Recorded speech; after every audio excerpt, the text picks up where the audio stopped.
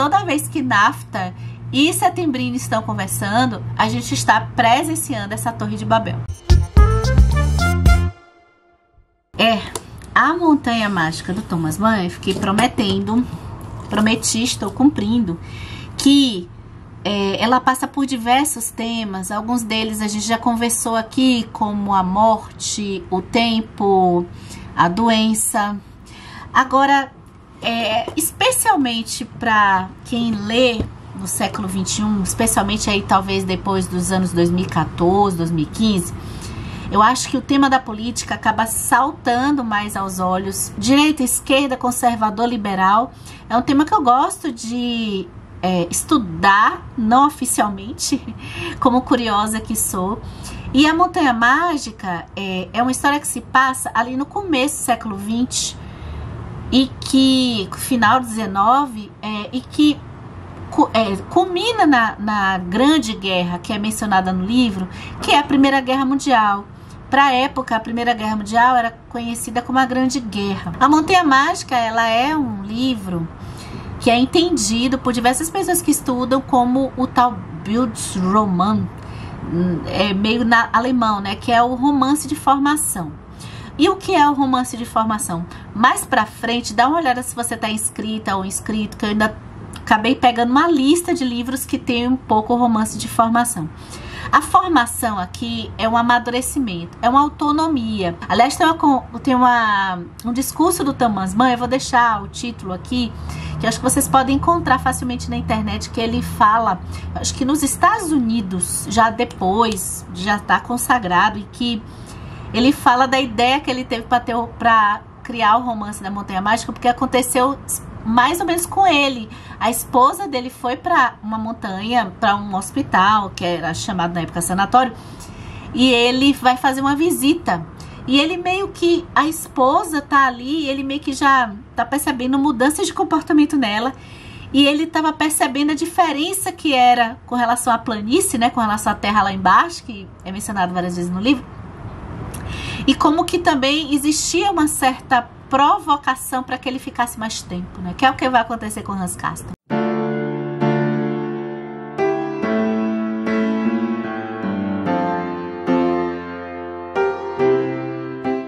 E Hans Castorp vai levar a gente para pensar e ter esse amadurecimento do seu ponto de vista psicológico de quais temas. A gente vai ter a ciência, a fé, o tempo, a arte, o amor e a política. Eu não vou nem falar do amor, né? Porque a relação de Hans Castorp com a Cláudia Schauchat é didática. Os momentos de auge das reflexões, no meu ponto de vista, aconteceram quando aparecia Settembrini, que é o mentor do Hans Castorp, e o Nafta, que são Settembrini e Nafta, são a demonstração didática de algo que eu ficava, não é tão imediato assim. Eu ainda quero ler mais sobre isso, mas as associações com a questão direita-esquerda, extrema-direita, extrema-esquerda, nosso tempo atual, são muito convidativas a gente associar. E aí faz todo sentido do Thomas Mann, ele tá mencionando algo que estava surgindo ali na Alemanha antes da Primeira Guerra Mundial, que era esse debate, essas visões filosóficas tão diferentes e irreconciliáveis. É difícil entrar em que essas visões de filosofia de mundos tão opostas encontrem uma aceitação mútua, um entendimento mútuo de suas ideias. Tem um estudo, eu vou deixar as referências todas aqui, né, que fala da Torre de Babel filosófica. E é isso, toda vez que Nafta e Settembrini estão conversando, a gente está presenciando essa Torre de Babel.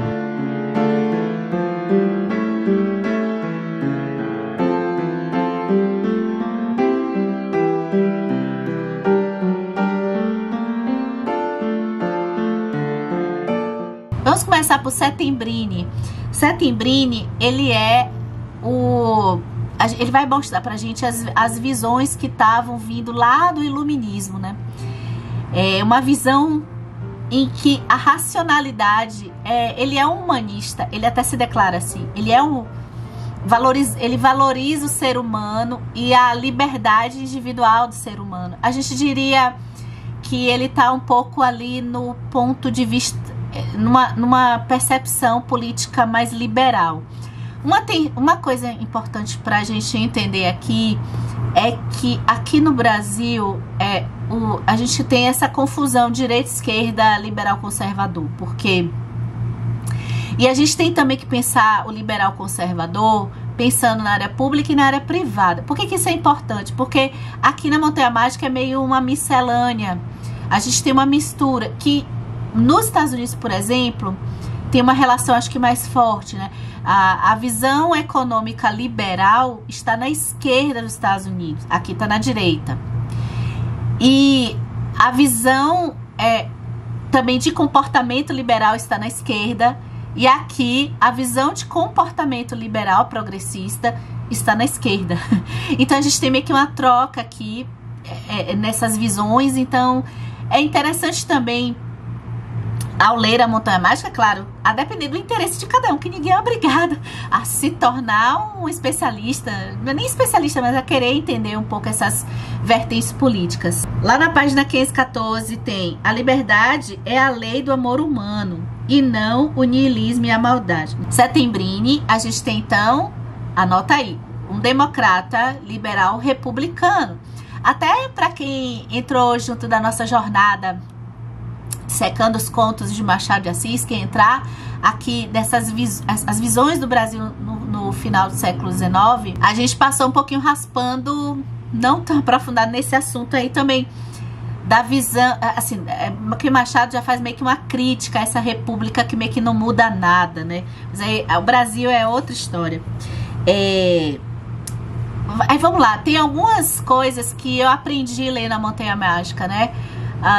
A gente tem natureza e espírito. O conceito de natureza, Settembrini, ele é pro lado do espírito. Ele acha que a natureza, né, tudo que é o natural, assim, a tecnologia é o progresso. Eu aqui já discordo frontalmente de Settembrini, apesar de, claro, tendo um posicionamento mais à esquerda e, de certa forma, um pouco conservadora, também misturada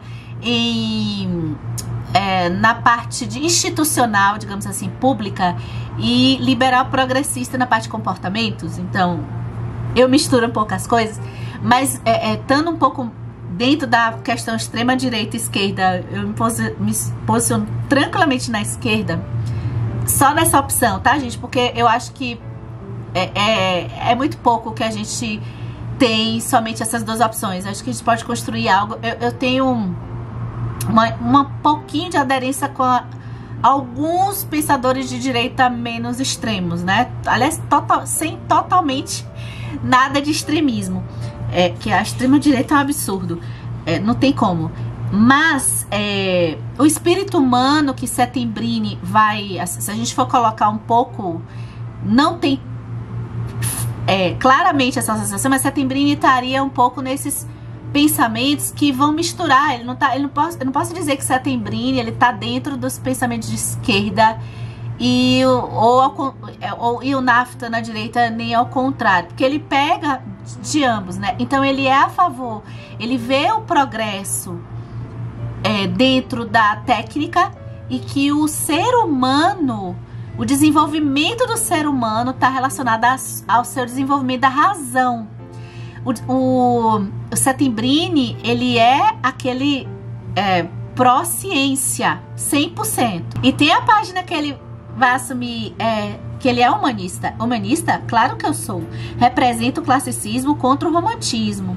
Não ignoro que dentro da antítese do corpo e espírito, o primeiro, ou seja, o corpo, representa o princípio mau e diabólico. Então, Settembrini acha que a razão é que liberta nós, seres humanos, das forças naturais, que seriam as forças mais primitivas e que levaria a gente ao comportamento menos civilizatório. E é o fã número 1 da liberdade individual. Agora ele tem as suas ambiguidades. Para defender a liberdade, ele é tão enfático e dogmático que ele retira do seu discurso muito da liberdade de aceitar o outro até o NAFTA com os pensamentos dele. Ele vai louvar a Revolução Francesa. Vocês já repararam, ouvindo alguns discursos de pessoas de extrema direita, por exemplo, que eles odeiam a Revolução Francesa? Lembrando que nós aqui que não estamos em polos, já conversamos aqui e ainda vamos conversar mais, tá? Em que o Victor Hugo, mesmo lá nos Miseráveis, a Revolução Francesa não foi aquela coisa maravilhosa que na escola a gente aprende. Eu não sei se vocês aprenderam assim. Então, o povo é que tomou o poder?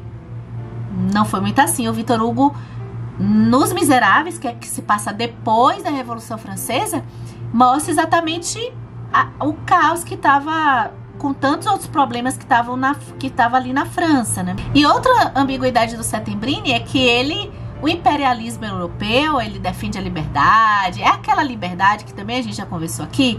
É a liberdade do quê? Sem incluir mulheres, sem incluir pessoas negras, né? E defendendo o imperialismo europeu. Então as colônias é pra ficar subjugadas mesmo.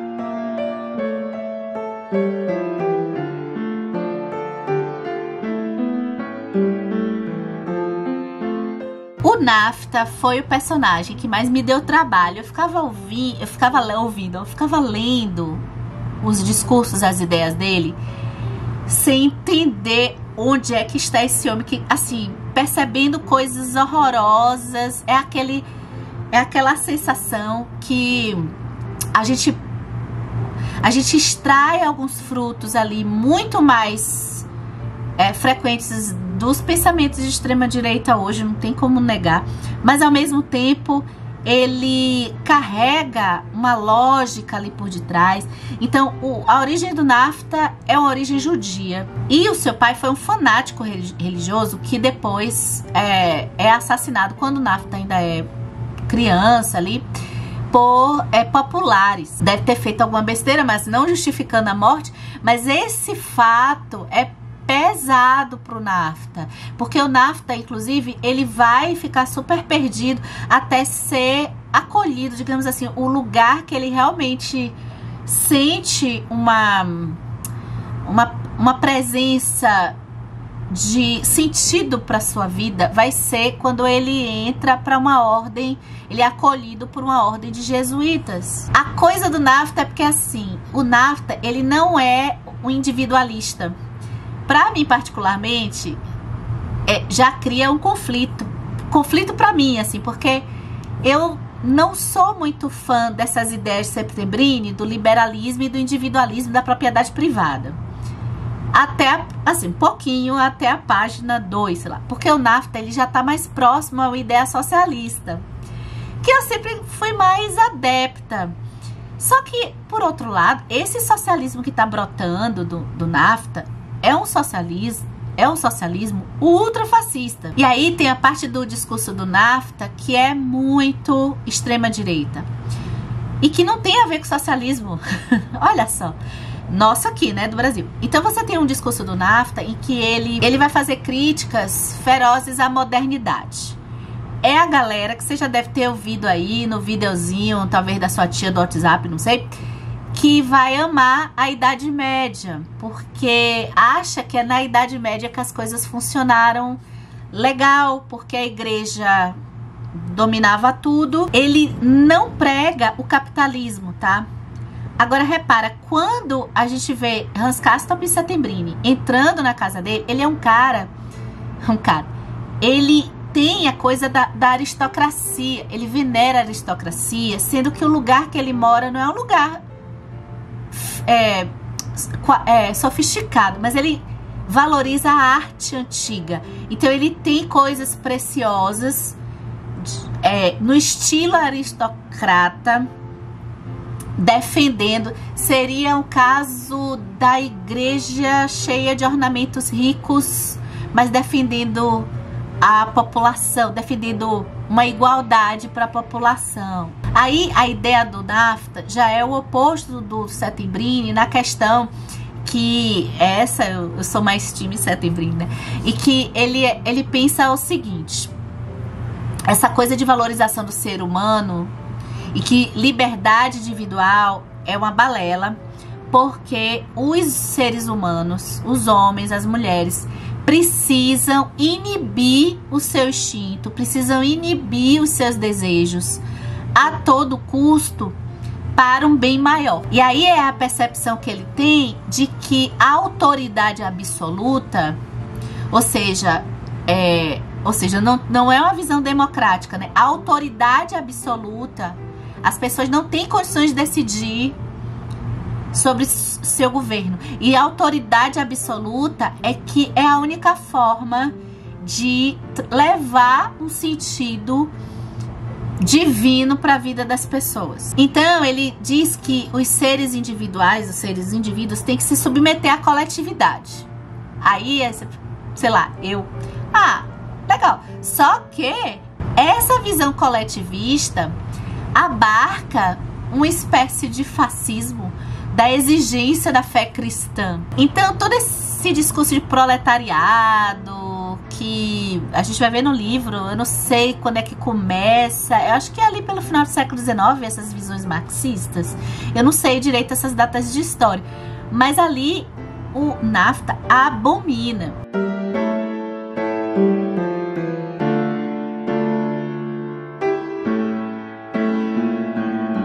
Bom, eu acho que para terminar o vídeo, o Hans Castorp, ele sempre fica muito assustado com as ideias do Settembrini, com as ideias do NAFTA, desculpa, e acaba sendo uma espécie de discípulo do Settembrini ali, mas é bonito porque ele vai formar a sua própria personalidade, as suas próprias convicções, porque ele também tem uma sede de estudo individual muito forte. Então ele não vai reproduzir o que Settembrini conversa para ele. No começo do livro a gente vai ver isso, ele até reproduz. Mas depois ele vai criando, e ele não é também de falar muito, né? Mas quando ele vai criando o seu próprio pensamento, e aí que tá o romance de formação. Agora, eu vou eu vou dar um spoiler que é necessário nesse final. Se você não quer saber, você pode sair desse vídeo. Não esquece de curtir e de ver se você tá inscrito. Eu vou deixar esse spoiler aqui pro final, porque o que mais me incomodou na Montanha Mágica, assim, primeiro, o final do Hans Castorp, que percebe o quanto de conhecimento que ele adquire, suas próprias ideias, as ideias de políticas e filosóficas e psicológicas que ele vai amadurecendo para depois acabar na Primeira Guerra Mundial.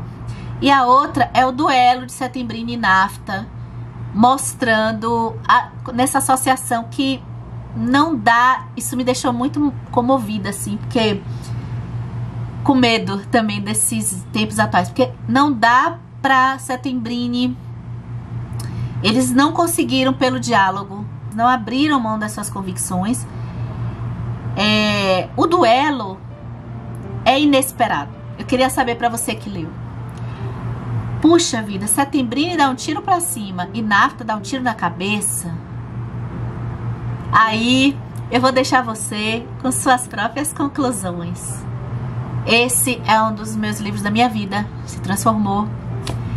E eu não sei quantos vídeos seria possível pra gente dissecar mais. Eu ainda quero ler mais coisas sobre ele, tá? É isso.